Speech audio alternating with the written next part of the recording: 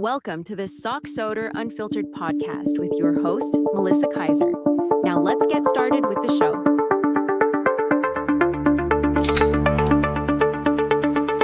Melissa Kaiser here, host of the Sock Soder Unfiltered podcast. Today we have Danielle Palmer, Senior Operations Manager for Fraym. Welcome to the show. And Hi. before we dive in, we're going to quick word from our sponsor.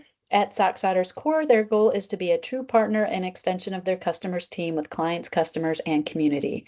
Sock Soder is a US-based 24-hour sock sim. They help their partners address cybersecurity, vulnerability management, and compliance requirements and needs. Okay, got that out of the way. And it sounds like my cat just woke up. I hear a bunch of things going on in the background. I think he just woke up. Okay, so first things first, tell me about Danielle, about your company Fraym, what they do and what you do, and so people have an idea of you. Sure. Yeah. Hi. Thanks for having me. I'm Danielle Palmer. I'm the Senior Operations Manager at Fraym. Fraym is a geospatial analytics company. We're based out of Arlington, our office, but we are global with our remote team. And basically what we do is align our proprietary data with map data. So we have down to the neighborhood level data about people. So whether that's asking a question about what they think about their government or what they think about a vaccine or whatever, you can get that information on a really local level in countries all over the world. So you have people all over the world or can speak a lot of different languages and ask people questions. Is that We what they do do? have quite a global team. We don't do all of our the local survey is not done by us. We do the question, we format the questions, but we have teams that go out and do the actual surveying. Wow. Do they use any, because I've been seeing this a lot, any use flock cameras? You know what flock cameras are? Yes. No. Okay, no. Okay. I didn't know if they No use that sort of cameras. stuff because that's like Big Brother almost. Yeah. So you're just taking polls then, is that Yeah. what it is? Poll Yeah. taking? And then what type of businesses hire you guys? Who do you work with? We work with one of the big companies we work with is the Gates Foundation. We work with a Oh, lot with them on things around gender norms and helping women, especially in Africa, with various things, both economically and health related and things like that. We also work with the federal government on different projects. Work with NGA is a big organization for us that we work with. what's And then NGA some stand smaller. for? I know you mentioned NGA before. What is it? National? National Geospatial Agency, is that right? Oh, okay. Gotcha. Okay. Yeah, no, that makes sense. So do you guys use a lot of satellite imagery? Yes. Okay. Mhm. Okay. So the Gates Foundation with a lot of women, is that Melinda or Bill's company? Because they got divorced. Melinda. Oh, it's Melinda's. Okay. Gotcha. Okay, that makes sense. All the women stuff. Okay. So those are and how big is this? How big is your company? Like how many people We roughly? have 44 people right now. 44. Are those like contractors or are those full-time employees or That's full-time employees. Yep. okay. And so most of your company is remote? Would you say that? Yeah. Yeah. Oh, We okay. have an office and we really use it just for gathering, a place to meet together. It's a pretty small office in Arlington. And we have a team that's pretty close. Like I'm local enough to go into the office, but and there's a chunk of folks that are as well, but we have people in Canada and Ireland and Germany and all over the place. Oh, wow. Okay. And what is your role? Because I know you recently just got a promotion, I guess, within a couple Yes. months, right?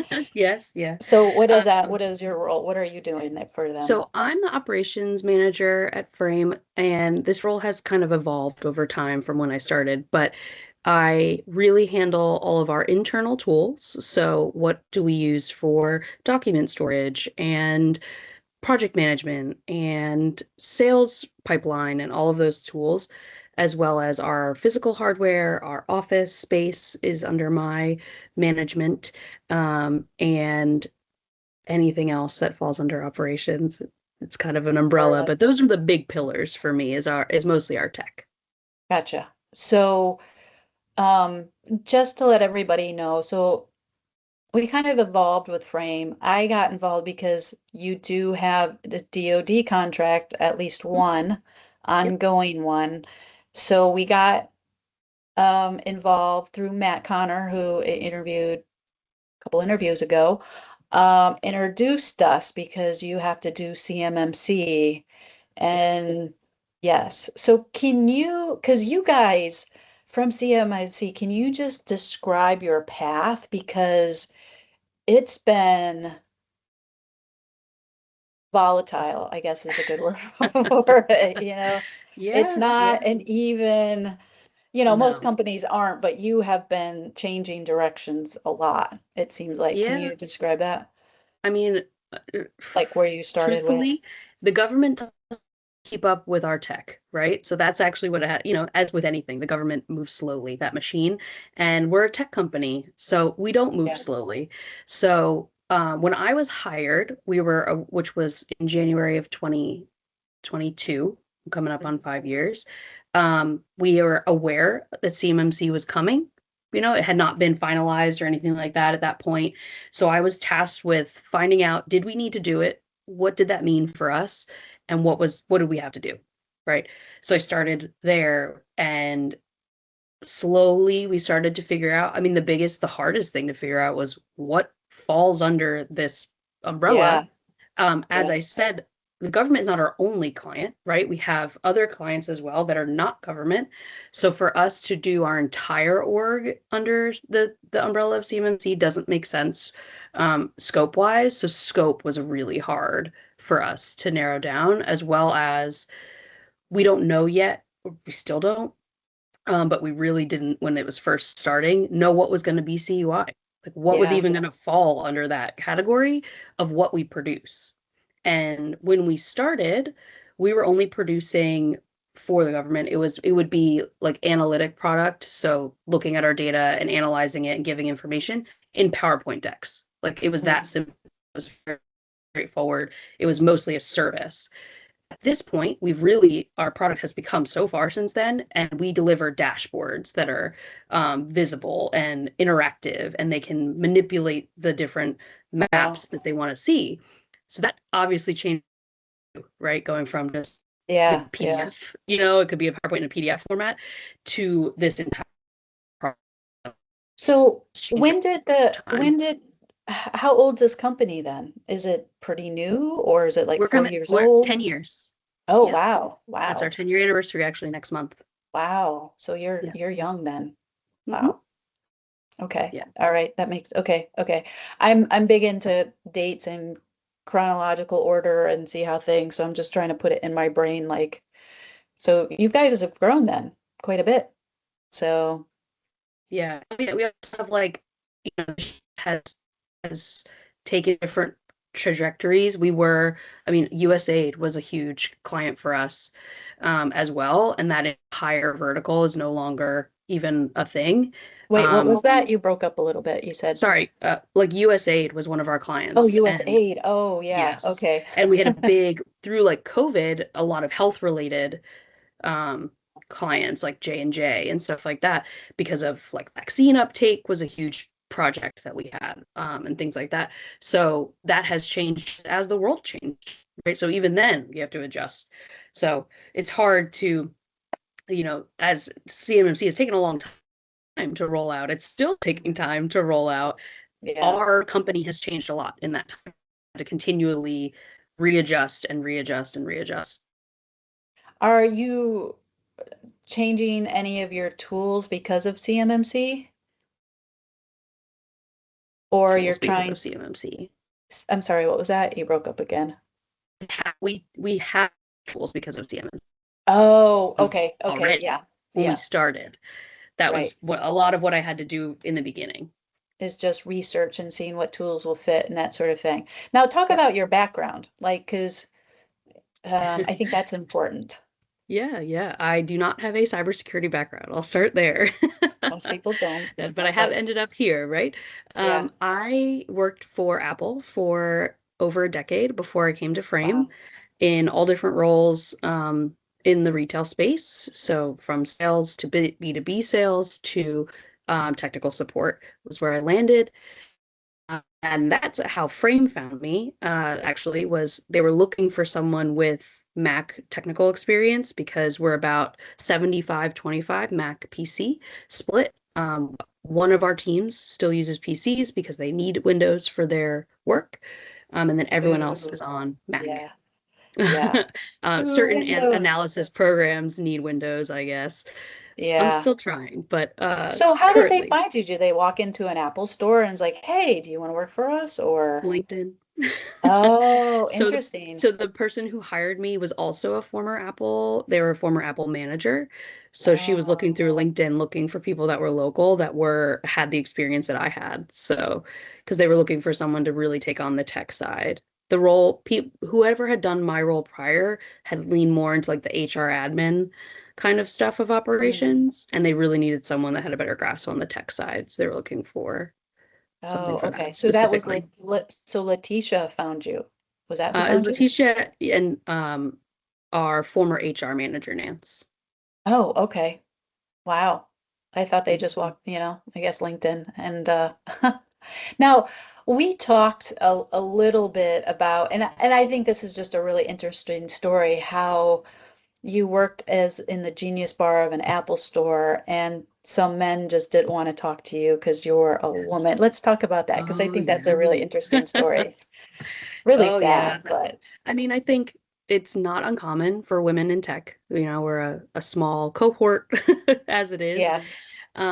And I mean, like I said, I was there for a decade, so I certainly had the experience and knowledge to do my job well.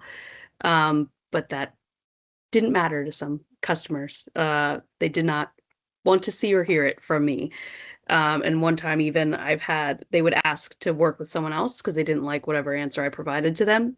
And I would go get them mail that he would reiterate literally the exact same words I just said, word for word, because I trained him. So they usually would give the same answers, which the customer might find frustrating.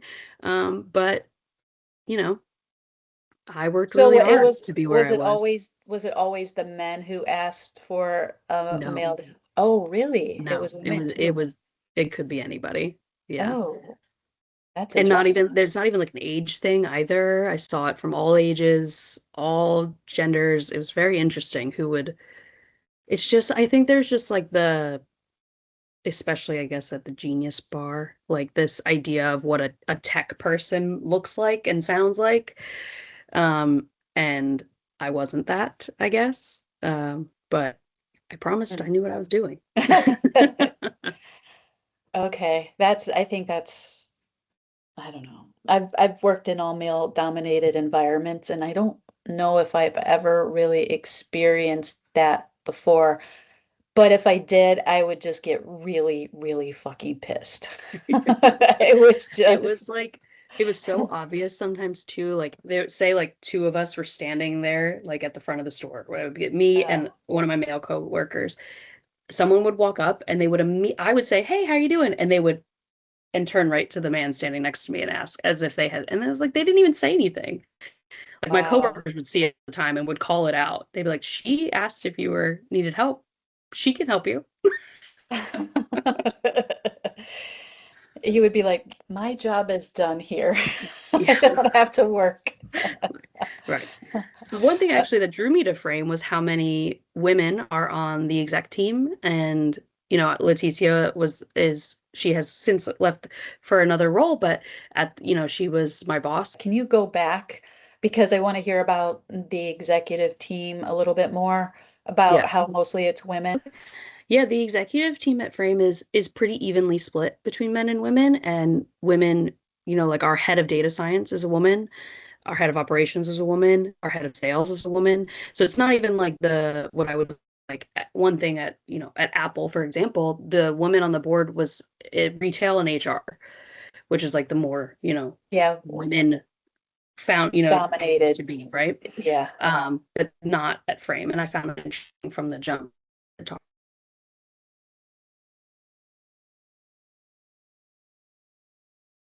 Look. Yeah, it froze up again. But I did get that. We did get that. I Let me don't go know why downstairs. that's We can. okay. Is that okay? 'Cause I Yeah, think yeah, I'll be yeah. close to We the could, router. yeah, because it for some reason it's getting worse and worse. I don't know. I mean, unless my husband might be on. But let me go downstairs for that. I've never had this problem with you, which is strange. I know. It's because your Sorry. camera's on. No, it's not your fault. It's just technology. Yeah, right. Whenever you need it to be working, it doesn't. Because you're usually on your couch Hope it's hanging not too out. weird if my background changes. I don't think anybody will notice. Okay. Is that better? I'm as close as I can be to the router now. At least. It's getting better. Yes, it's helping out. Oh, yes, yes. It's just like just okay. Okay. So, okay. We're back. Um what was I gonna say? Okay, so yeah, so it's there's there's a lot of women in leadership, but um going back a little bit, can you talk about the journey that you had? Because I think you started out, I want to talk kind of more of the CMMC portion of it, just because that's what I do. Yeah. And, you know, what you have found, because I know you had an MSP and then you found that the MSP couldn't handle the compliance stuff, and then you had a different consultant, and then your CEO left and you got a new one, and then Leticia just recently left and then you got a promotion, and can you talk about that and all the challenges, because you Yeah. guys been through a lot, and I think it's been within the past year or so this all has happened, A isn't lot of it? those changes have happened in the last year. Yeah. Yeah. So I started, like I said, in 2022 doing all the research, which led me to realize that we needed to change a lot of our systems. Like, for example, we were using Dropbox for storage. So even something straightforward that we needed to change that to something compliant. So started changing different systems. Also, our laptops were not managed. They were not bought like from the same thing so that we could enroll them and stuff. We didn't have Intune or Mosel, deployed all of that stuff for both of our different OSs. And we were with a certain MSP that I did really like, and they were going to be pursuing CMMC, so we thought we were fine. Then they got bought out by a larger MSP who decided not to pursue CMMC.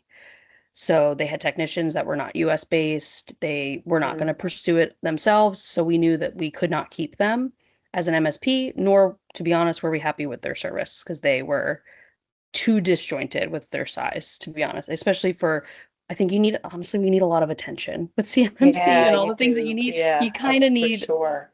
a really good partner. Yeah. So we were looking for a better thought partner when it came to CMMC, which is how we found Matthew at Cyberlinks. Was it CMMC CMMC Day? day. Yeah, Yeah. he was Mhm. standing at our booth, at the Socksolder Yes, booth, which is and I also how think we found Socksolder, because he introduced us at that time because we knew we yeah. needed that tool as well.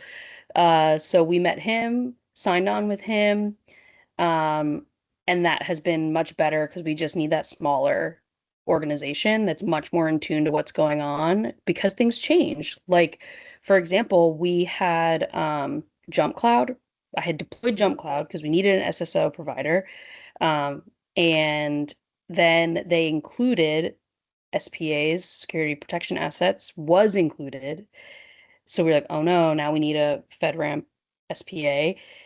And then they took it out for password protection after we switched to Okta.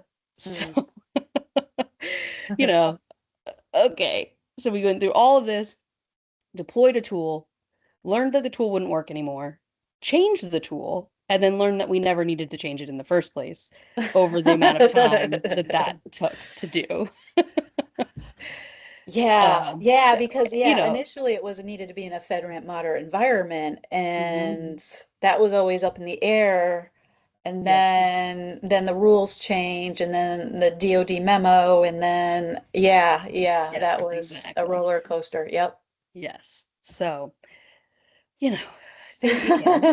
So you And spent a lot of then, money at this point. You spent a lot yeah, of oh, money. we've definitely spent a lot of money changing all of these systems that we've had to upgrading. Almost everything has to be upgraded, um, to a higher level to meet to be FedRAMP or whatever they, all the different vendors.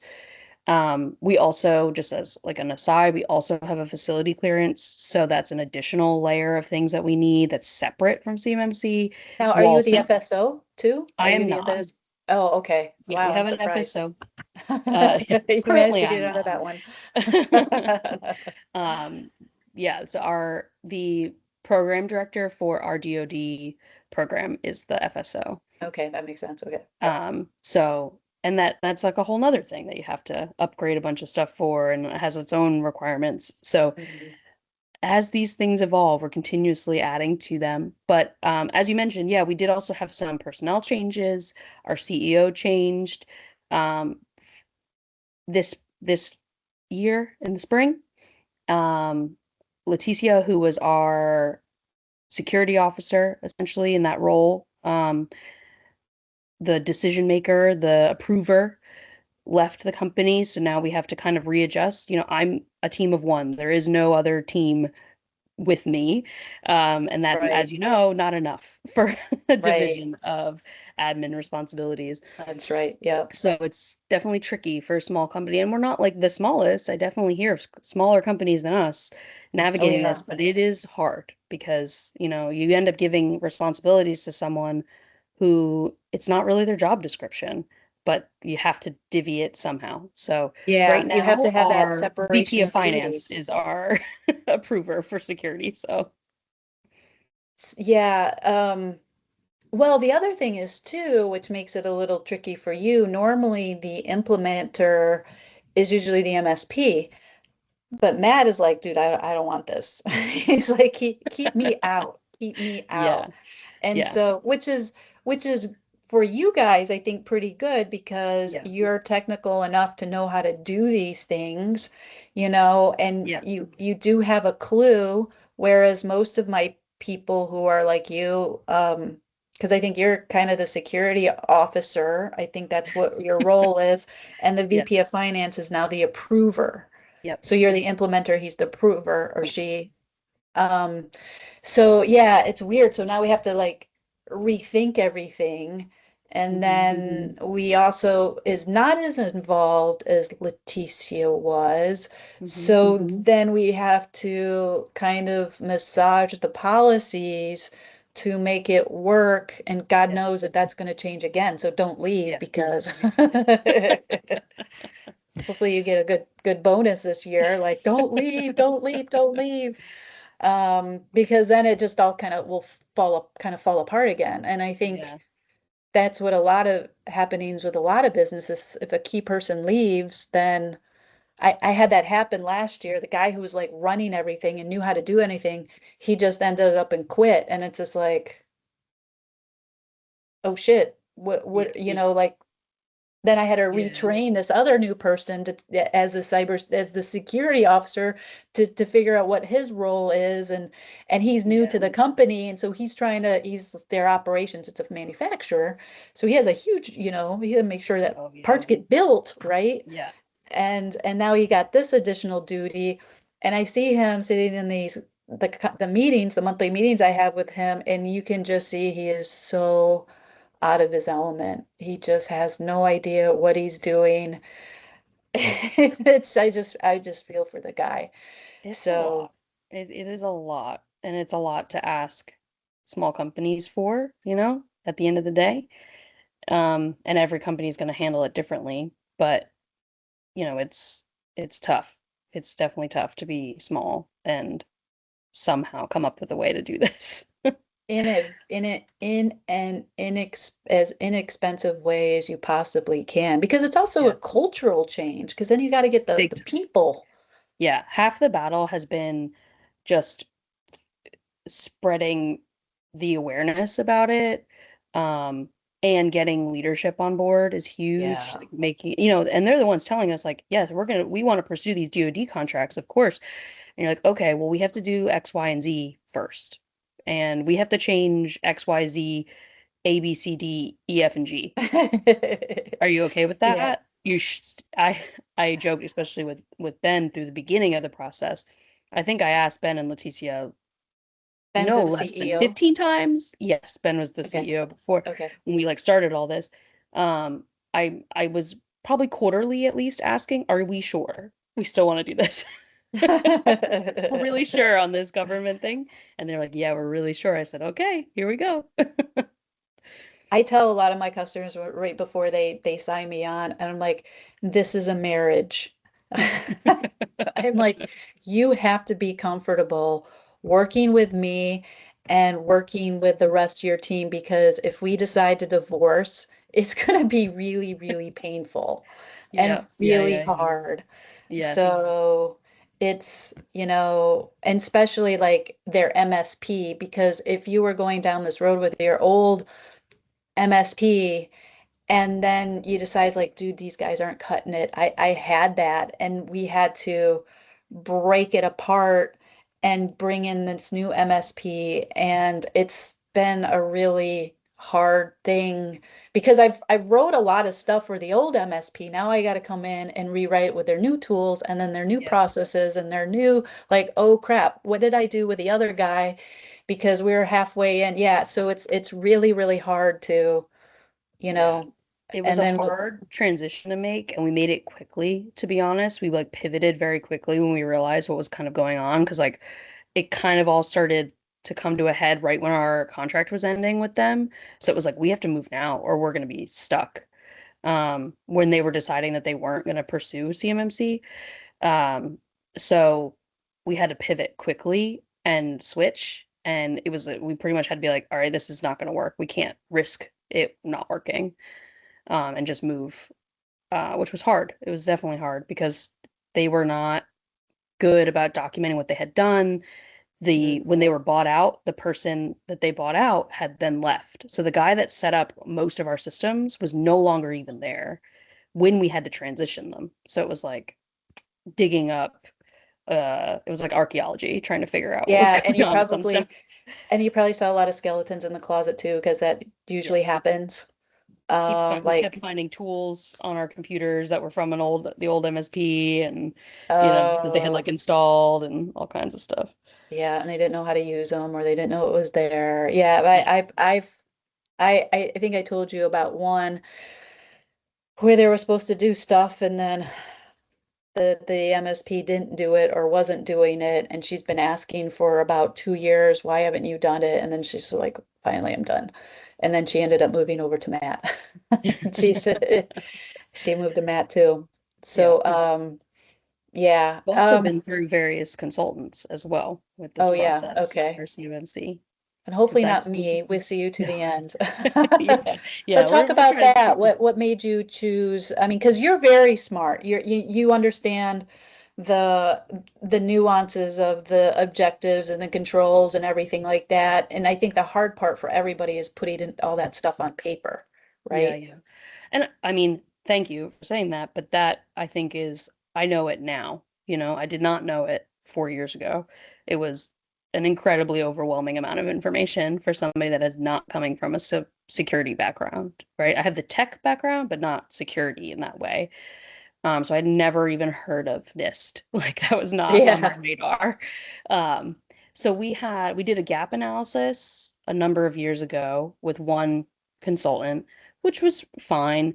One of the things that we found really difficult in general when looking for consultants was that very few people were familiar with our setup, with being entirely cloud-based, with not being a Microsoft organization. We're a Google Workspace org for everything. And then we implemented Box.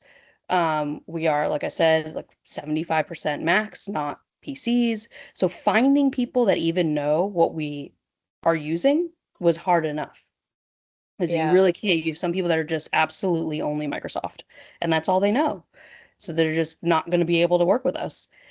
Um, After the gap analysis, we went looking for a consultant to help us start this process, and they did. But I think a lot about the program changed in the time from when we started engaging with them until now.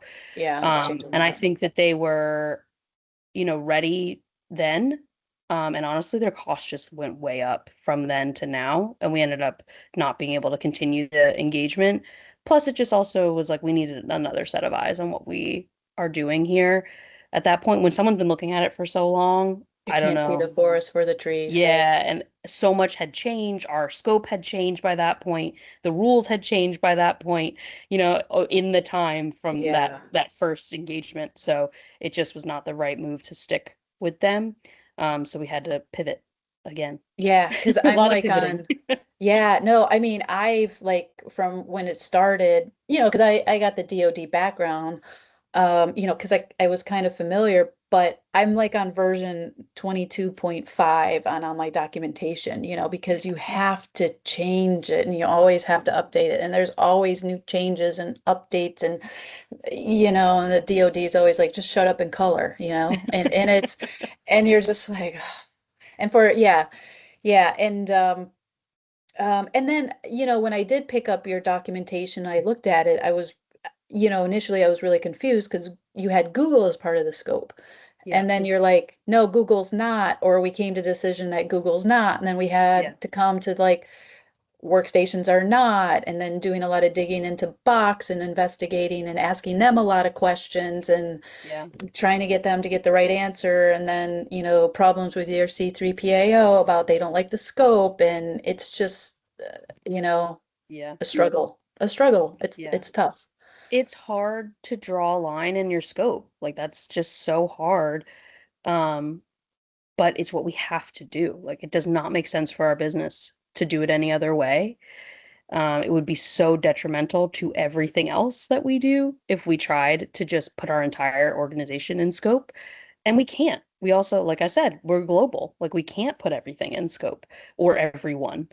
Right. Um, so it's just not an option for us. So we have to draw a line, and that line has moved as Yeah. things have evolved. We were told Google was in scope because of FCI at the time, because we would receive contract information Oh, in email, right? oh, Um, oh. so Yeah, that and was why that it and was and then included, but then FCI, it didn't really need to hold be on. included in that way, right? So like we learned that when we were talking about it, but that's why Yeah, it and was then in there. FCI is so like obscure, Yeah. you know? And yeah, I had one person say, my FCI is all this quality information. And I'm like, no, that's not FCI. No, no.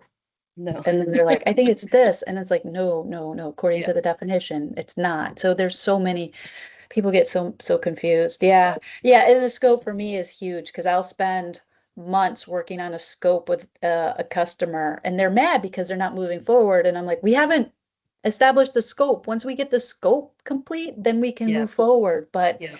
You really can't move without it, and that's what's so hard. yeah, You and then just you have can't to do anything else.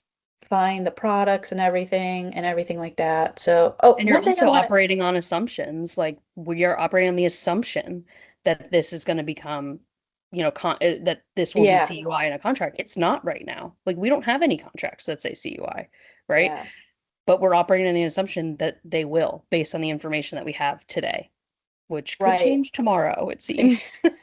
Yeah, for sure. For sure. So, I guess my question, because you keep saying like, cybersecurity isn't, in my wheelhouse, or I'm not really good at it. But my thing is like good cybersecurity is good IT hygiene, right? You Yeah, kind of have to that's fair. build it in when you start configuring. So I think you do know cybersecurity. I don't think you're giving yourself enough credit. Yes, there's always stuff like I interviewed one guy and he was, his stuff was going way over my head. I had no idea what he was talking about. But I think if you just understand kind of the basics and what they're the gist of it, I think you're fine. But my question is like what is your favorite tool that you use other than Max Um, that ooh, you really good enjoy? question. I mean, I do love Box. Box has worked really well for us. especially in comparison to what we were coming from. It's infinitely more organized. The performance on your machine is far, far better. We used to have a lot of problems where it would sync so much to people's computers, or their computers would constantly be full with like syncing the Oh, organizations folders. And it doesn't do it. It manages that much better. I also love Mosel. I think Mosel for managing the Macs is so good. It's so easy to use. As someone who doesn't have like I don't have a background in management, like I don't have any certifications in management or anything like that of devices. I have been able to figure out how to do nearly everything that we need to do in it, which is great. mm. I wish I could manage all of our devices with it and not have to use Intune, but here we are. Oh, yeah, yeah, yeah, because of all of those Like I even Windows manage, we have machines. Apple TVs in the office on every like we have, different a screen in every room and stuff like that. I manage all the Apple TVs from Mosel remotely. I don't have to go in to do anything, and I can display our calendars and like all kinds of stuff, Oh, nice. which is cool. It's Nice. very easy to use. What about cybersecurity tools? What We is I mean, I'll be honest, most of those tools get pushed to Cyberlinks and you all. That's what we have. Cyberlinks managing, have they use Sentinel-1 and um, their own tools to help with the management of the devices more from like a patching and updating and stuff like that can be a little bit easier with their tools. And then SockSolder does our logging. Yeah, the audit and logging. Yep. Mhm. So, well, that's Which good. is that's one of the parts that was the most foreign to me when I started. So I'm grateful for a dashboard that I can just go in and read the tickets and go, oh, okay, I don't have to worry about that.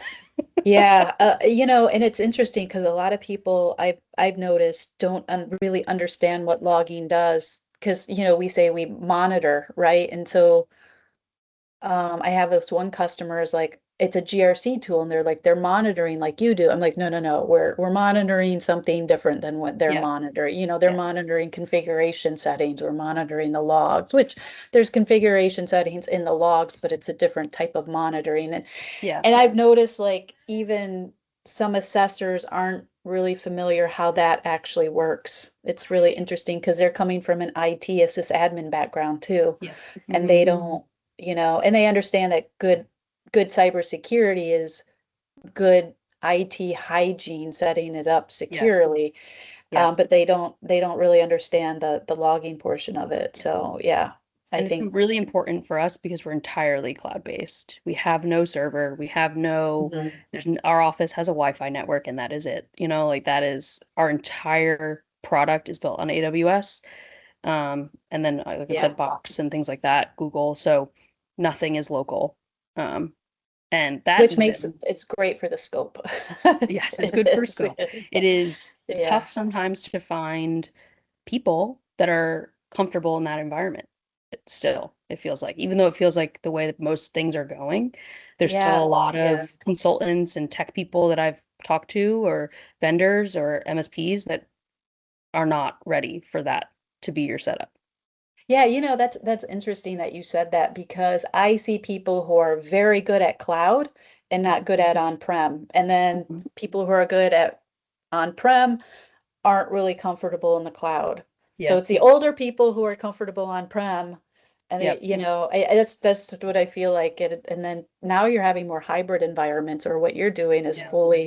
fully cloud-based. So and you just have to think about it. It's like instead of it's on-prem, it's in a cloud. It's actually in a data center somewhere else that's not Yeah. located in your, that's Yes. yeah. Yeah. And it's just a different way of thinking, but it's still the same. Yep. So yeah. So, anything else you would like to talk about or because we're kind of at the end and I got to work on your policies. That's my thing to do today because Okay. I have Yeah. it up because I'm There's going some through it policies to right work now. on, I guess. Yeah, yeah. I got to get that. That was one of my goals today is start working on your stuff, finishing getting through the identity and authentication domain for you. Um, but anything else? How can we find you? How can we find your company? What does that look like? Oh yeah, you Uh, can check out our website is frame.io, and there's lots of good maps to see on there if you're into that sort of thing. I love that Um, I love geography, so I've looked at it. So yeah. anyway, sorry, go ahead. Yeah, it's very interesting.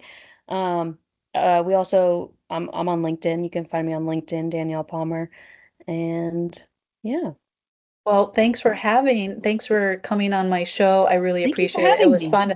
I think it was really interesting your aspects and thank you so much. Thank you for tuning in to the Sock Soder Unfiltered podcast. Be sure to check out other episodes and subscribe so you don't miss out on great